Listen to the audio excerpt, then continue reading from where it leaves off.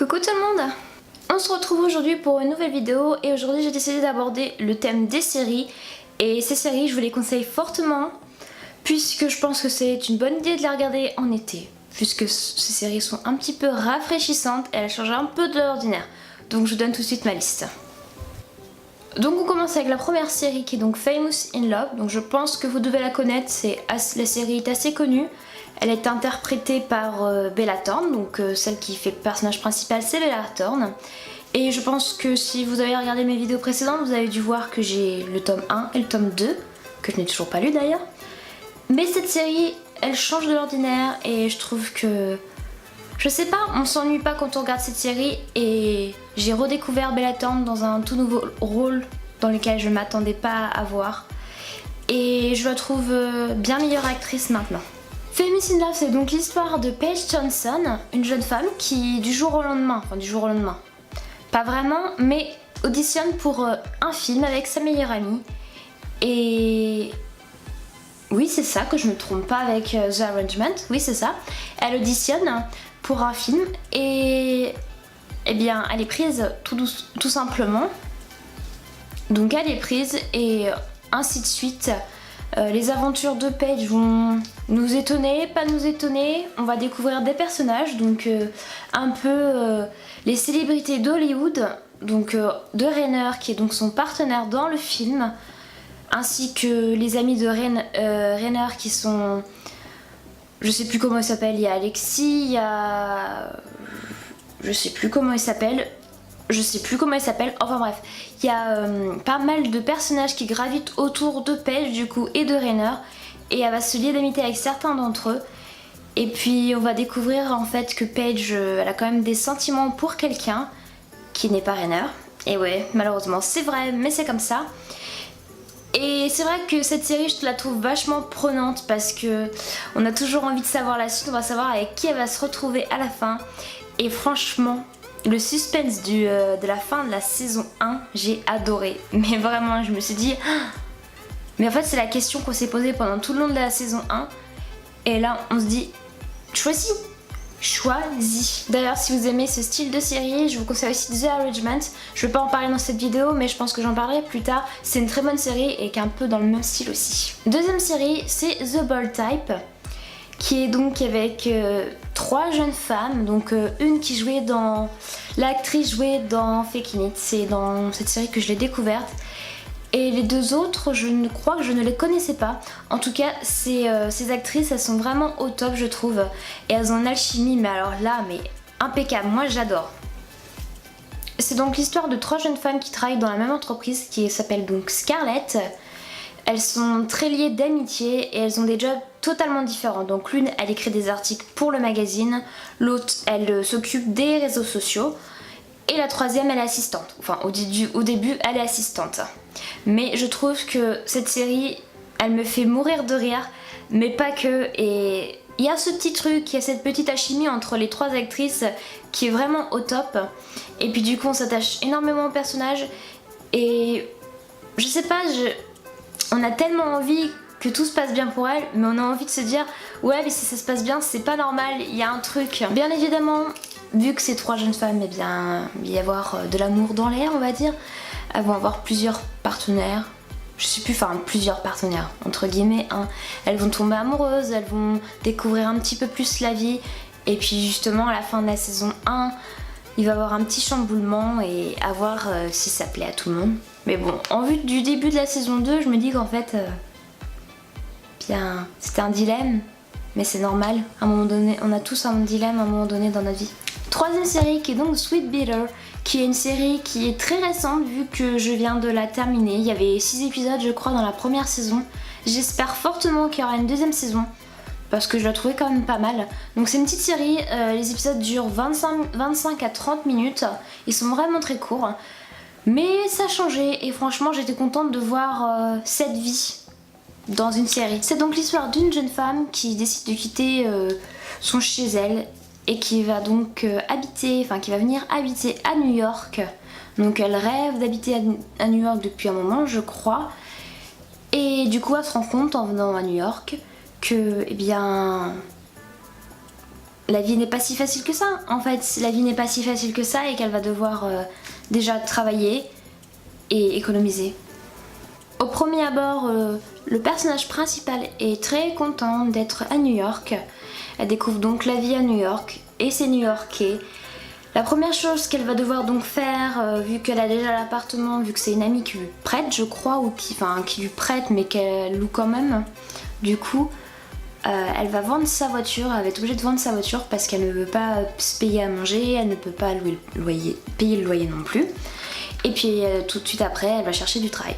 Donc elle a plusieurs, on va dire, elle dépose ses CV, elle essaie d'avoir des entretiens, elle en a plusieurs, elle échoue jusqu'au jour où elle a un entretien et l'entretien, franchement, moi j'aurais eu un entretien comme ça, je comprends pas en fait. Je comprends pas pourquoi elle l'a prise. Du coup, elle a un entretien dans un restaurant, le gérant du coup est assez perturbant je trouve, strict, il a l'air strict. Et très, vous savez, très sûr de lui, qui veut vraiment le meilleur de ses employés, le meilleur de son établissement. Et je ne sais pas pourquoi, mais il apprend. Voilà, il apprend alors qu'elle a aucune expérience. Mais du coup, va la mettre à l'épreuve. Donc du coup, tout le long de la saison 1, il la met à l'épreuve pour voir si elle va réussir et si elle va pouvoir passer le test de fin et voir si c'est possible en fait, s'il la garde. Vu que c'est qu'un essai, donc elle a quand même du travail sur la planche. Mais à côté de ça, elle fait de belles rencontres, elle se fait quand même des amis au sein du personnel. Et puis je trouve que, je sais pas, je trouve ça tellement différent des séries de maintenant. Et puis c'est un petit peu la vie d'aujourd'hui en fait. Donc du coup son poste c'est pour but d'être serveuse si je me trompe pas. Enfin bref, elle fait un petit peu de tout et pour voir si elle tient le coup. Et vous allez voir, elle en veut et surtout elle apprend de ses collègues. Et c'est vrai que, pourquoi Sweet Bitter? Parce que elle apprend à décrire les saveurs, autant du vin, de la nourriture, enfin c'est vraiment... Je pense que Sweet Bitter, c'est surtout au niveau des saveurs et surtout, je sais pas, de la fraîcheur. En tout cas, c'est comme ça que moi je l'interprète. Quatrième série, et pas des moindres, vu que c'est l'une de mes séries préférées jusqu'à présent, c'est l'histoire d'une jeune femme qui s'appelle Lisa et elle a 40 ans. Donc elle a 40 ans, elle vient de divorcer, elle a une fille et je vous ai pas dit le titre de la série je crois, et c'est Younger. Elle se retrouve donc sur le marché du travail et c'est assez compliqué parce qu'à son âge elle a une quarantaine d'années. Et bien c'est compliqué parce qu'elle aimerait être assistante dans une maison d'édition et ça serait son rêve, elle aimerait vraiment travailler dedans et je crois qu'elle a même les études pour, si je ne me trompe pas, oui c'est ça. Mais malheureusement, chaque entretien, même problème, elle est trop vieille. Trop vieille. Et ouais, je savais pas que franchement c'est aussi discriminatoire que ça dans certaines boîtes. Un soir, tellement déçue, elle se retrouve dans un bar et en fait elle se rend compte que c'est peut-être la meilleure rencontre de sa vie vu qu'elle rencontre quelqu'un et ce quelqu'un la prend pour une jeune femme d'une vingtaine d'années. Voilà. Sans réellement comprendre pourquoi, elle rentre dans le jeu du garçon justement et elle se rend compte qu'en fait, eh bien, elle peut dire qu'elle a une vingtaine d'années. Il faut juste changer son look. Et puis sa façon de parler, sa façon un peu de tout. Donc elle change toute son identité, elle refait un petit peu son identité grâce à sa meilleure amie. Et eh bien elle réussit, elle trouve une maison d'édition et elle devient donc assistante. Alors à partir de là, sachez que l'histoire c'est vraiment d'aventure en aventure. Franchement on rigole parce que elle rencontre des personnes et elle fait croire qu'elle est partie à tel endroit parce qu'elle a une façon de parler tellement différente, une façon de voir les choses tellement différentes. Vous savez, les jeunes ne font pas les mêmes choses que les gens qui ont 40 ans on va dire. Et du coup c'est assez drôle à voir. Du coup reste à voir dans cette série si elle va revoir ce garçon qui a une vingtaine d'années, ou si elle va rencontrer quelqu'un d'autre, ou si elle va le craquer aussi pour quelqu'un d'autre, ou si elle va sortir avec. Voilà, donc c'est le petit mystère pour le moment. Mais cette série, elle est vraiment top. Et puis en plus de ça, les épisodes sont vraiment très courts, ils font une vingtaine de minutes. Cinquième série qui est donc Young and Angry, et le personnage principal est joué par l'actrice Emily Osment, qui jouait donc pour les anciens... la meilleure amie Lily de... La meilleure amie Lily de Hannah Montana, du coup, dans la série Hannah Montana. Je ne me rappelle pas de son nom dans la série, vu que la série pas est en pause, mais elle est en tournage pour la prochaine saison qui doit bientôt arriver, là, je crois.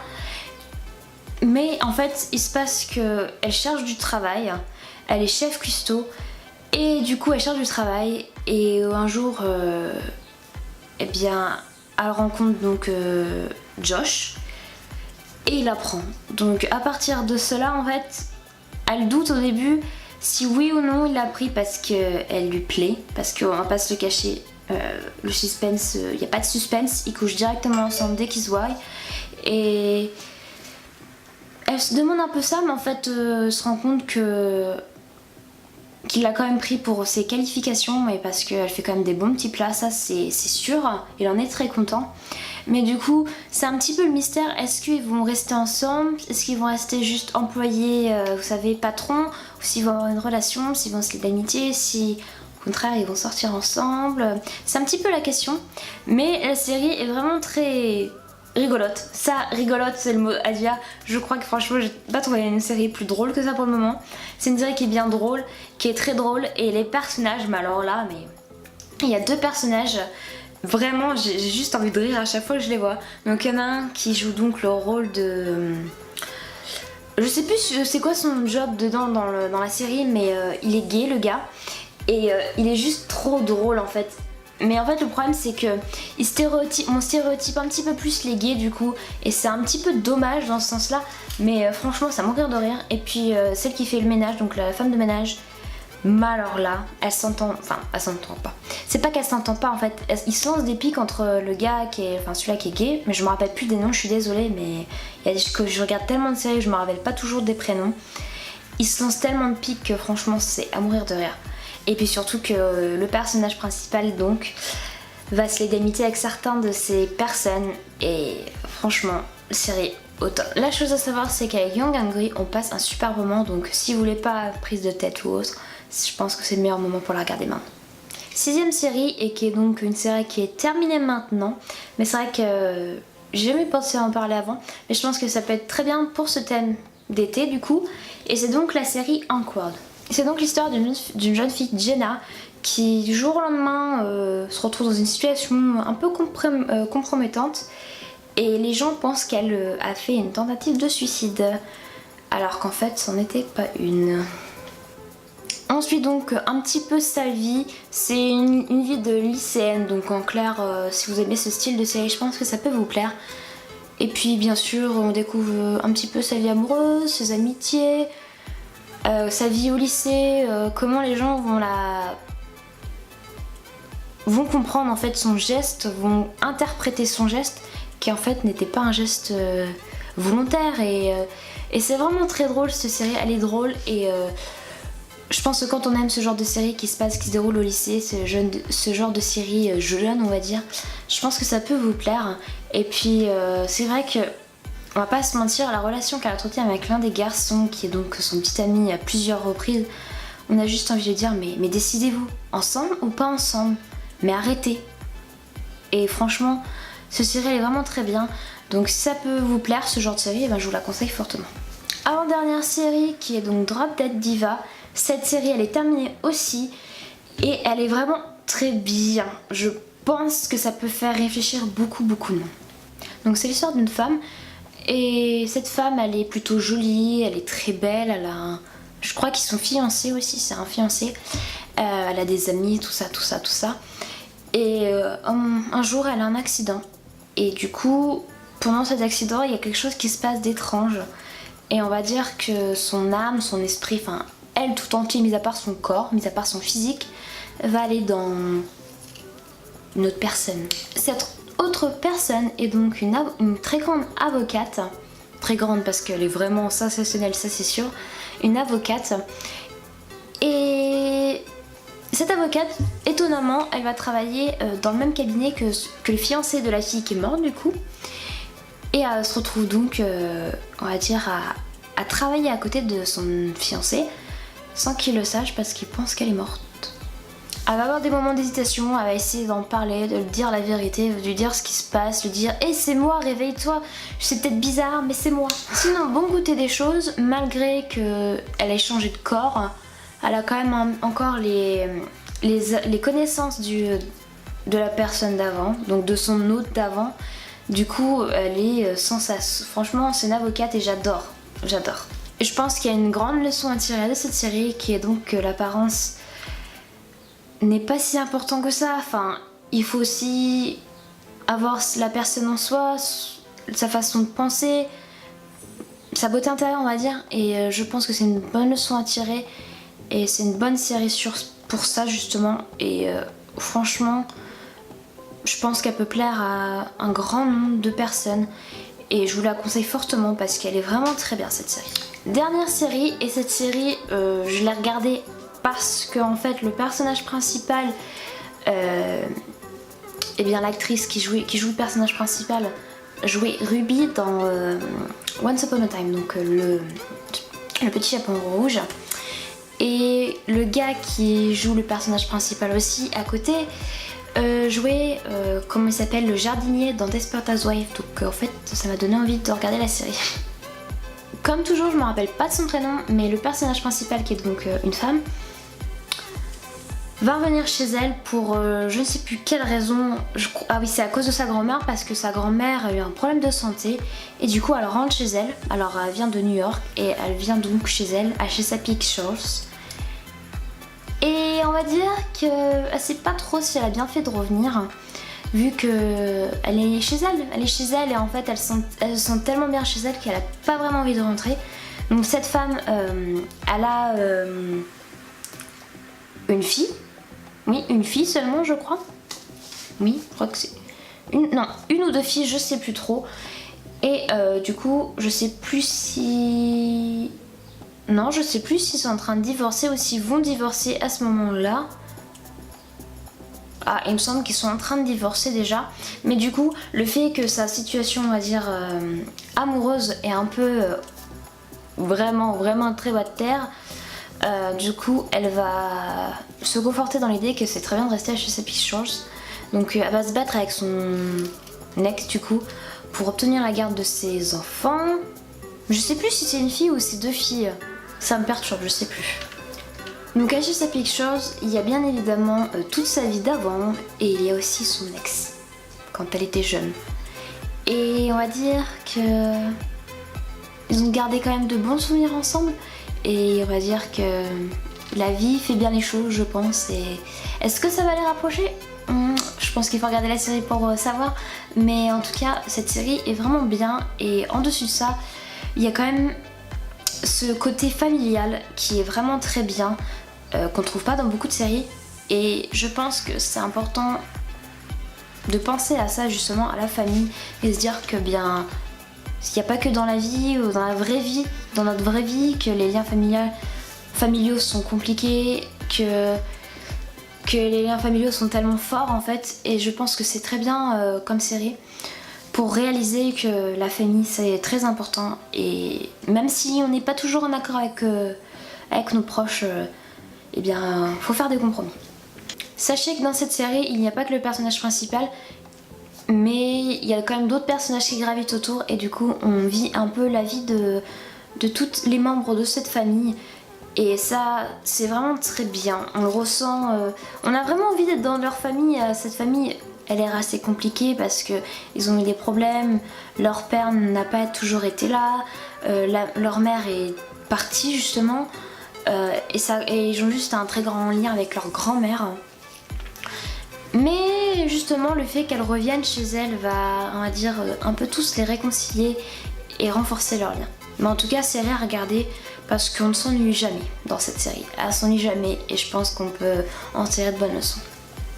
Et voilà pour cette vidéo, j'espère qu'elle vous a plu. Je vous ai présenté mes 8 séries à regarder cet été. Donc moi je les ai déjà regardées. Je vous les conseille parce que je pense que c'est une bonne idée pour cet été, surtout si vous ne savez pas quoi faire, si vous restez chez vous, si vous ne partez pas en vacances, ou si vous avez, vu que vous êtes en période scolaire, vacances scolaires, si vous avez 2 mois à tuer, je pense que c'est les séries à regarder. Si vous aussi vous avez des séries à me conseiller, je suis preneuse, je regarde beaucoup de séries et là je suis en train de regarder une série que je suis sur le point de terminer d'ailleurs. Donc si vous avez des séries à me conseiller, dites-le moi parce que je suis toujours à la recherche d'une nouvelle série. Jusqu'à une prochaine vidéo, je vous fais de gros bisous. Bisous. And it feels like yours was the only heart to break. When you come back home